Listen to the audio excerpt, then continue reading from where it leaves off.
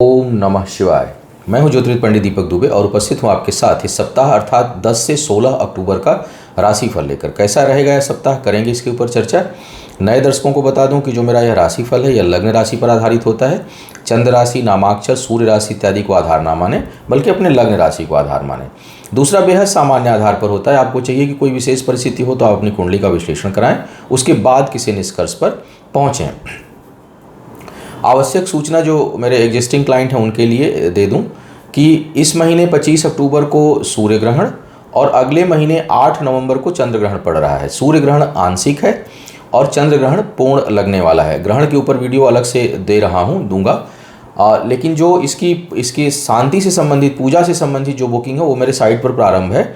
आप वहां से जा करके जिनकी कुंडली में सूर्य राहु या केतु के नक्षत्र में और राहु या केतु के साथ हो तो वे, या फिर चंद्रमा राहु केतु के साथ या उनकी नक्षत्र में हो तो वे, और अगर उससे संबंधित किसी समस्या से गुजर रहे हों, क्योंकि विशेष करके अगर ग्रहण का प्रभाव आपके लग्न, पंचम, भाग्यस्थान, सप्तम, अष्टम इन सब जगहों पे बन रहा है। वैसे तो जिस भाव में बनता है वहाँ कुछ न कुछ नकारात्मक प्रभाव देता है, लेकिन जो महत्वपूर्ण स्थान है उन जगहों पर यह अधिक नकारात्मक प्रभाव देता है, और अगर काल सर्प भी बन रहा हो तो इसका प्रभाव और अधिक बढ़ जाता है। तो इसकी शांति पूजा जो लोग कराना चाहते हैं, जो मेरे एग्जिस्टिंग क्लाइंट हैं और कुंडली में इस प्रकार का दोष हो, तो इन तारीखों का जो है वो लाभ उठा सकते हैं और साइट से बुकिंग करा सकते हैं। इसके अलावा दीपावली भी पड़ रही है, तो लक्ष्मी पूजा और गणेश पूजा या उनसे संबंधित अनुष्ठान के लिए भी बुकिंग आप साइट से जा करके करा सकते हैं। कई लोगों का प्रश्न आता है कि आप लग्न कुंडली से बताते हैं, चंद्र कुंडली से क्यों नहीं बताते, या हम लग्न से भी देखते हैं तो सही हो जाता है, चंद्र से भी देखते हैं तो सही हो जाता है। लग्न को मैं बीज मानता हूँ। मैं क्या, लग्न बीज है ही, तो बीज जो है वो उसी के आधार पर सारी चीज़ों का विश्लेषण देखा जाता है, और सूक्ष्म भी अगर देखा जाए तो उस हिसाब से। अब उसके बाद तो सूक्ष्म जो है वो नक्षत्र, उसके बाद अंश, कितने अंश की लग्न है, किस उस समय क्या है, उस लेवल पर। लेकिन राशिफल सामान्यतः बहुत से लोग चंद्र राशि के आधार को आधार मानते हैं। मैं चंद्रमा के मूवमेंट को जरूर देखता हूँ, साप्ताहिक राशिफल बताता हूँ कि चंद्रमा उन समय में कहाँ रहेगा, बाकी ग्रहों की स्थिति क्या है इस सप्ताह में मुख्य रूप से। तो लेकिन आधार जो है वो लग्न को मानता हूँ। अब कहने को तो कई लोगों को मैं सुनते देखता हूँ कई बार, कभी जब मौका मिलता है कि भाई हमारा राशिफल आप लग्न से देखिए, नहीं लग्न राशि जानते हैं तो चंद्र राशि से भी देख लीजिएगा, और नहीं जानते हैं तो आप जो है वो न्यूमरोलॉजी के हिसाब से भी आप अपने बर्थ डेट को देख लीजिएगा, या नामाक्षर से भी देख सकते हैं। अब क्या बोलूँ, मतलब इस पे, इन सब चीज़ों के मामले में मैं कुछ कमेंट ही नहीं करना चाहता। आप दर्शक हैं, स्वविवेक से आप समझें कि अगर किसी की लग्न राशि मान लीजिए कि मेष है, चंद्र राशि उसकी कन्या है और नामाक्षर उसका जो है वो से मीन आ रहा है, तो क्या एक ही राशिफल वो तीनों पर आप अप्लाई हो जाएगा? तो ये सोचने वाली बात है। मेरा जो राशिफल होता है वो लग्न राशि पर आधारित होता है, और जो ज्योतिष के प्रेमी हैं, जिनको ज्योतिष में रुचि है, जो लोग राशिफल देखते हैं, उनको अपनी लग्न पता होनी चाहिए कि जब मेरा जन्म हुआ उस समय उदित लग्न राशि कौन थी।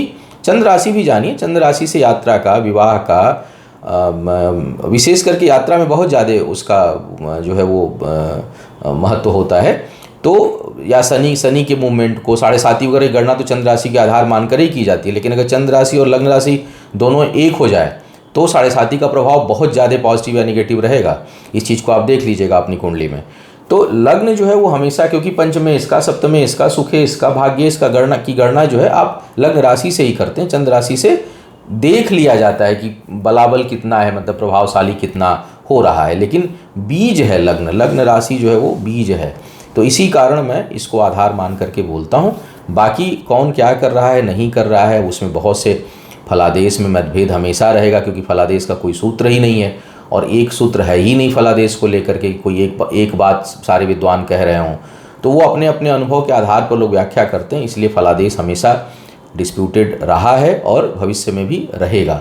हाँ, अब आपको किसका अनुभव, किसकी लॉजिक, किसका अनुभव अच्छा लगता है, ये आप दर्शकों के विवेक पर का मैटर है, और उसी हिसाब से लाइक डिसलाइक आप करते हैं, एक दूसरे को चूज करते हैं। तो जो लोग मुझसे ये प्रश्न पूछते हैं, बहुत से लोग नए दर्शक जुड़ते हैं, उनके जो पुराने हो तो जान चुके हैं तो उनको मालूम है कि मेरा आधार क्या होता है, मैं क्यों। लेकिन नए दर्शक जुड़ते रहते हैं तो वो जो है वो पूछते हैं, उनकी जिज्ञासा होती है, तो उसके बारे में मैंने चर्चा की।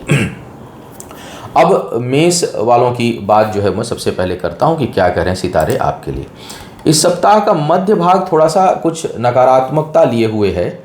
मन जो है वो नकारात्मक विचारों की तरफ, व्यसन की तरफ और कुछ उदासी लिया हुआ हो सकता है। तो आपको थोड़ा एनर्जेटिक बने रहना है। लेकिन सप्ताह का जो अंतिम भाग है वो प्रसन्नता देने वाला, खुशियाँ देने वाला, घर परिवार के लोगों के कारण जो है वो और मन प्रसन्न हो और उनके ऊपर धन और समय आपका खर्च हो, ऐसा योग बना रहा है। प्रारंभ में अगर कोई यात्रा करते हैं तो सुखद होगा। सप्ताह का केवल मध्य भाग जो है वो थोड़ा सा आपके लिए नकारात्मक योग बना रहा है। शिक्षा प्रतियोगिता में जो लोग हैं उनके लिए सफलता का बहुत अच्छा आसार है। कहीं इस समय प्रतियोगिता परीक्षा अगर होगी तो उसमें आपको सफलता प्राप्त होगी। विवाह इत्यादि के लिए बिल्कुल समय ठीक नहीं है। रिश्तों को लेकर विशेष करके प्रेम संबंधों के मामले में मन अनमना सा रहेगा, उचाट सा रहेगा। उसमें जो है वो आवेश की कमी रहेगी, उसमें उतना उत्साह नहीं रहेगा, उत्साह की कमी रहेगी। तो प्रेम संबंधों के मामले में थोड़ी उदासीनता भरा सप्ताह दिखाई दे रहा है। कार्य क्षेत्र में परिवर्तन का योग छोटा मोटा बना हुआ है। हालांकि लगातार मैं बोल रहा हूँ कि अभी परिवर्तन करने के लिए समय ठीक नहीं है। ये सप्ताह भी कोई बहुत अनुकूल नहीं बना है। वृषभ वालों की के लिए बात करूं तो भाई यात्राओं से इस सप्ताह थोड़ा सा, विशेष करके मध्य भाग तक आप थोड़ा सा बचिएगा या सावधानी बरतिएगा। गहरे पानी, तेज पानी का बहाव अगर कहीं हो तो वहाँ अगर आप जा रहे हो घूमने फिरने, यात्रा करने, वैसे तो सबको सुरक्षित रहना चाहिए, लेकिन वृषभ लग्न वालों को विशेष सावधानी रखनी चाहिए, बचना चाहिए आपको बहते और तेज पानी से। कुछ मानसिक अशांति आपको भी परेशान कर सकती है। अनावश्यक का धन खर्च का योग इस सप्ताह बन रहा है। शिक्षा प्रतियोगिता में अभूतपूर्व सफलता प्राप्त करने का योग है। आय के मामले में एक से अधिक स्रोत बनते हुए दिखाई दे रहे हैं और येन केन प्रकार आपकी आय होती रहेगी। सप्ताह के अंतिम भाग में मन प्रसन्न और कुछ बेहतर जो है वो कर्ज गुजरने की इच्छा जागृत होगी। कुछ महत्वपूर्ण निर्णय भी आप लेंगे। विवाह इत्यादि के जो लोग योग्य हैं उनके लिए बहुत अच्छा समय है, बना हुआ है, बात चल सकती है, प्रेम संबंधों में प्रगाढ़ता आएगी और एक दूसरे के प्रति और अधिक आकर्षण बढ़ेगा। स्वास्थ्य को लेकर के शरीर के थोड़ा निचले हिस्से में कुछ परेशानी दिखाई दे रही है। मिथुन वालों को की बात करूं तो इस समय आय के लिए एक से अधिक आपके स्रोत जो है वो उत्पन्न हो रहे हैं, खुल रहे हैं मार्ग, लेकिन धन का व्यय जो है वो बहुत है। खर्च अप्रत्याशित रूप से होगा। आय की अपेक्षा व्यय अधिक दिखाई दे रहा है इस सप्ताह आपके लिए। भाग्य का साथ उतना नहीं है, इसलिए भाग्य भरोसे कोई काम ना करें। संतान पक्ष से कुछ मानसिक अशांति प्राप्त मिल सकती है, विशेष करके सप्ताह के मध्य में। पारिवारिक जीवन में बहुत शुभता बना हुआ है। भूमि भवन वाहन से संबंधित सुख प्राप्त होगा। करीबी लोगों के ऊपर धन खर्च होगा। बहुत से लोग या कुछ लोगों के लिए ऐसा भी योग बन सकता है कि जैसे होता है कि भाई प्रॉपर्टी अपने ट्रांसफ़र करना है किसी करीबी को, तो उसके करने का भी योग इस समय आपके लिए बना हुआ है। कार्य क्षेत्र पर थोड़ा सा सावधान रहें। नकारात्मक विचार इस समय उठ सकते हैं और परेशान कर सकते हैं।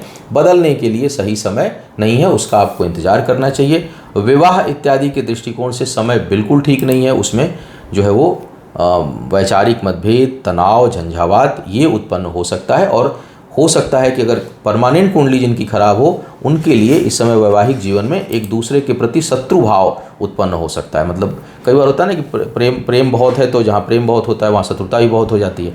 और विवाह जो है जीवन साथी का एक संबंध ऐसा है कि वो बहुत करीबी का होता है, तो अगर वहाँ पर नकारात्मक थॉट्स आते हैं तो बहुत ज़्यादा आते हैं, तो उससे बचने की सलाह दूंगा इस सप्ताह।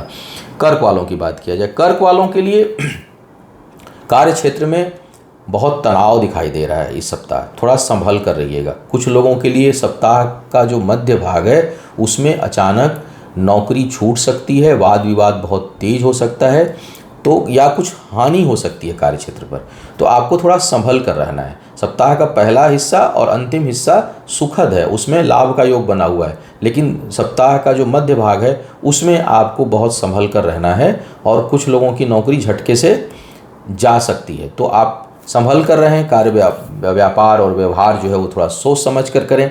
व्यापारिक दृष्टिकोण से समय सामान्य है, जो व्यापारी वर्ग हैं उनके लिए बहुत नुकसान का नहीं है। शिक्षा प्रतियोगिता में अच्छी सफलता का योग आपके लिए बना हुआ है। मित्रों का सहयोग रहेगा। डिस्प्यूटेड जमीन जायदाद खरीदने से दूर रहें और प्राप्त संपत्ति के मामले में किसी विवाद में इस समय पड़ें भी ना, उससे आपको दूर रहने की सलाह दी जाती है। सप्ताह का अंतिम भाग जैसा मैंने कहा सुखद है और एक से अधिक आय का स्रोत कुछ लोगों के लिए बन सकता है, अगर जिनका सप्ताह का मध्य खराब ना हुआ हो उनका। अब बात करते हैं सिंह वालों की। सिंह वालों के लिए समय अच्छा चल रहा है, काफ़ी अच्छा चल रहा है। हालांकि जो लोग कहीं यात्रा में होंगे अपने जन्म स्थान से दूर रह रहे हैं उनके लिए भाग्य पक्ष थोड़ा कमज़ोर है और उनको यात्राओं में कष्ट का योग बन रहा है। लेकिन जो यात्रा में नहीं है, अपने नियमित कार्य व्यापार में हैं, अपने स्थान पर हैं और कहीं सुदूर की यात्रा या अचानक सप्ताह के मध्य में कोई यात्रा नहीं कर रहे हैं, उनके लिए समय काफ़ी अनुकूल बना हुआ है और ये लगातार बना हुआ है। कार्य क्षेत्र में विस्तार, आय से अधिक स्रोत का जो है वो आय, एक से अधिक आय के स्रोत, बचत में अधिकता, अच्छी खासी बचत इस समय करने की प्रवृत्ति होगी। किए हुए परिश्रम का लाभ मिलता हुआ दिखाई दे रहा है। धर्म के कार्यों में रुचि और दूसरों की मदद करने की भावना खूब प्रबल होगी। सेहत वाला क्षेत्र काफ़ी नकारात्मक है, उधर ध्यान देने की ज़रूरत है आपको। और कहीं छोटी मोटी चीज़ भी हो तो उसको प्लीज़ जो है वो निगलेक्ट मत करिए, जा करके थोड़ा सा उसके ऊपर चिकित्सकों से परामर्श ले लीजिए, क्योंकि स्वास्थ्य वाला सेक्शन ठीक नहीं दिखाई दे रहा है आपके लिए। विवाह इत्यादि के लिए समय ठीक नहीं है और प्रेम संबंधों के लिए भी कोई बहुत अच्छा समय नहीं है।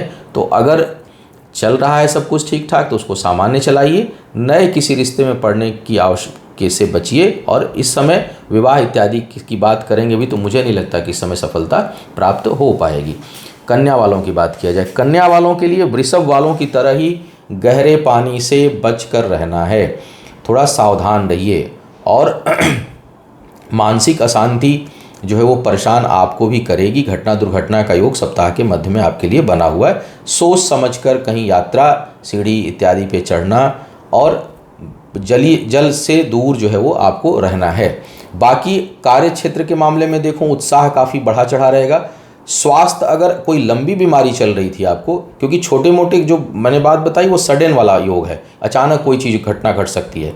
लेकिन सामान्य रूप से जिनके स्वास्थ्य लंबे समय से खराब चल रहा हो उनके लिए इस समय जो है वो स्वास्थ्य में सुधार होगा। नई स्थितियाँ बनेंगी, नए ऊर्जा का संचार होगा और भाग्य पक्ष का इस समय साथ है, कर्म पक्ष का साथ है। कार्य व्यापार में नए अवसर, नई वृद्धि, नई अपॉर्चुनिटी आपका दरवाज़ा खटखटा रही है और इस समय खूब उन्नति होगी। उसको लेकर के आपका मन प्रसन्न रहेगा। शिक्षा प्रतियोगिता में जितना चाह रहे हैं उस हिसाब से सफलता भी नहीं मिलेगी, आपको अधिक प्रयास करना चाहिए। धन के बचत को लेकर के थोड़ी कठिनाई हो सकती है, सेविंग उतनी ना हो जितना कि आप चाह रहे हों। व्यापार के क्षेत्र में अभी साझेदारों से यथोचित सहयोग आपको नहीं प्राप्त होगा, इसलिए कहीं ना कहीं अगर जो लोग साझेदारी में काम कर रहे हैं, कोई बिजनेस रन करा रहे हैं, वहाँ अपने साझेदारों के कारण मन अशांत हो सकता है। विवाह इत्यादि के लिए योग बहुत अच्छा अभी नहीं चल रहा है, उसमें कुछ न कुछ अड़चन बाधा जो है वो महसूस करते रहेंगे। तुला वालों की बात करते हैं। तुला वालों के लिए अगर मैं देखूं तो व्यापारी वर्ग के लिए समय थोड़ा सा प्रतिकूलता लिया हुआ इस सप्ताह दिखाई दे रहा है। जीवन साथी के स्वास्थ्य से संबंधी समस्या आपको परेशान कर सकती है और मानसिक अशांति आपको मिल सकती है। तो जीवन साथी के स्वास्थ्य का ध्यान रखें और उसको लेकर के बहुत परेशान ना हो, थोड़ा सा नियंत्रण बनाए रखें। जो लोग इस समस्या से गुजर रहे हों वो। जमीन जायदाद बेचने के दृष्टिकोण से ठीक समय है। स्थान परिवर्तन से लाभ का योग बन रहा है और कुछ लोगों के लिए स्थान परिवर्तन का योग, प्रबल योग दिखाई दे रहा है। परिश्रम उतना नहीं कर पाएंगे जितना सोच रहे होंगे, यानी चाह कर भी अपने कार्य क्षेत्र में वो परफॉर्मेंस आप नहीं दे पाएंगे जो आप देना चाहते हैं। तो उसमें उकताहट होगी और किए हुए काम का अपेक्षा अनुसार परिणाम भी प्राप्त नहीं होगा। थोड़ा धैर्य रखिए, सेहत का ख्याल अपना भी रखिए, मन को शांत रखिए और आवश्यकता से अधिक उद्देश्य मत बनाइए। लक्ष्य जो है वो जितना आप कर सकते हैं उसे थोड़ा सा कम ही बनाइए, क्योंकि आप डिलीवर नहीं कर पाएंगे इस समय, उसकी दिक्कत जो है वो महसूस होगी। स्वास्थ्य वाला क्षेत्र आपका भी डिस्टर्ब हो रहा है, विशेष करके पेट का निचला हिस्सा, मध्य भाग शरीर का काफ़ी प्रभावित दिखाई दे रहा है, तो सेहत का विशेष ध्यान आपको रखना चाहिए। विवाह इत्यादि के लिए जो लोग योग्य हैं उनके लिए समय बिल्कुल अनुकूल नहीं है और जैसा मैंने कहा कि जीवन साथी के स्वास्थ्य का विशेष ध्यान रखें। संबंधों में मानसिक अशांति जो है वो उत्पन्न हो सकती है। वृश्चिक वालों की बात किया जाए, वृश्चिक वालों के लिए आय के स्रोत काफ़ी बेहतर हैं इस समय। सप्ताह के मध्य में भाग्यवश कुछ नुकसान हो सकता है। शेयर, लॉटरी इत्यादि में जो लोग निवेश किए हुए हैं धन, उनको अचानक सप्ताह के मध्य में धन हानि का योग बन रहा है। कर्ज लेकर के कहीं कुछ इस तरह के चीज़ों में निवेश ना करें जहाँ केवल भाग्य का भरोसा हो। कई बार जो है वो हम लोग ऐसे काम में धन लगा देते हैं परेशानियों में जहाँ से कि बहुत लगता है कि वो एकदम से फ़ायदा होगा, वहाँ नुकसान इस समय आपको हो जाएगा। सामान्य व्यापार, परिश्रम के बल पर व्यापार जो लोग कर रहे हैं, बौद्धिक क्षमता के बल पर जो लोग कार्य कर रहे हैं, उनके लिए अभूतपूर्व सफलता का योग है इस समय। शत्रु परास्त होंगे, कोई वाद विवाद आपका चल रहा होगा, कोर्ट कचहरी का मामला, उसमें इस समय आपको सफलता प्राप्त होगी। सप्ताह का अंतिम भाग नया अवसर देने वाला है, नए दरवाजे खटखटा रहा है। जो लोग विवाह के योग्य हैं उनके लिए विवाह का अच्छा अवसर इस समय उपलब्ध हो सकता है, मिल सकता है, तो आप उसके लिए प्रयास आप करें। शिक्षा प्रतियोगिता में थोड़ी बाधाओं के साथ सफलता का योग है। कंसंट्रेशन लेवल आप बढ़ाए रखें और जो आपका जो उत्साह है वो काफ़ी बढ़ा चढ़ा रहेगा। आपका जो समय और धन अच्छे कार्यों में, शुभ कार्यों में खर्च होगा। तो कुल मिलाकर के सप्ताह काफ़ी अच्छा दिखाई दे रहा है। धनु वालों की बात करते हैं, क्या कहने धनु वालों के लिए। धनु वालों के लिए ये सप्ताह कार्य व्यापार में अच्छी वृद्धि का संकेत दे रहा है। भाग्यवश कुछ पद प्रतिष्ठा में वृद्धि और कुछ ऐसी चीज़ें प्राप्त हो सकती हैं जो आने वाले समय में आपको खूब ख्याति दे। तो ख्याति भरा सप्ताह दिखाई दे रहा है। जमीन अभी बेचने, जो लोग जमीन जायदाद में निवेश करते हैं उनको बेचने के लिए समय बहुत अनुकूल नहीं है। खरीदना चाहते हैं तो खरीद सकते हैं। आय उतनी नहीं है, आय में थोड़ी रुकावट है, थोड़ी बाधा है और बचत भी अपेक्षाकृत अभी इस सप्ताह नहीं होने वाली है। तो आय से अधिक व्यय का योग अभी बना रहेगा। सप्ताह का मध्य भाग थोड़ा मानसिक अशांति दे सकता है। संतान को से संबंधित कुछ कठिनाई, कुछ कष्ट आपको मिल सकता है। व्यसन से दूर रहें, वाणी पर आप नियंत्रण रखें, अन्यथा कुछ न कुछ वाणी के कारण जो है आप नुकसान कर सकते हैं। शिक्षा प्रतियोगिता में सफलता का योग सामान्य रूप से बना रहेगा। हालांकि वो तभी होगा जब विचार आपके शांत हों, संयमित हों। विवाह इत्यादि के जो लोग योग्य हैं उनके लिए सही समय है, अनुकूल है, काफ़ी जो है अनुकूलता दिखाई दे रही है, उसमें आप आगे बढ़ सकते हैं। और व्यापार के नए आयाम खुलेंगे और बड़ों के या प्रभावशाली लोगों के सहयोग से आपका कार्य व्यापार और बढ़ेगा। ये एक अच्छा संकेत दिखाई दे रहा है। मकर वालों की बात किया जाए, मकर वालों के लिए समय अब काफ़ी अनुकूल प्रारंभ होगा इस सप्ताह से। भाग्य पक्ष का जबरदस्त साथ है आपका। कार्य क्षेत्र में अभूतपूर्व वृद्धि। जो लोग स्थान परिवर्तन करना चाह रहे थे उनके लिए रास्ते खुलने लगेंगे। अब जो बिल्कुल कई बार अटेम्प्ट कर रहे होंगे, चीज़ें नहीं खुल रही होंगी, तो एक नई उम्मीद जो है वो दिखाई देने लगेगी जो आगे चल करके कन्वर्ट हो जाए। उम्मीद जो है वो परिणाम में कन्वर्ट हो जाए, ऐसे संयोग अब बन रहे हैं आपके लिए, तो एक अच्छी बात है।